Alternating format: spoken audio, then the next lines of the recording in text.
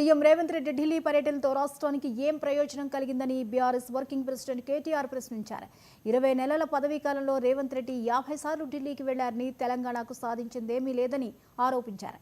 ఉత్తమాటలు తప్ప ప్రజలన్నీ గమనిస్తున్నారని ఎక్స్ వేదికగా విమర్శించారు.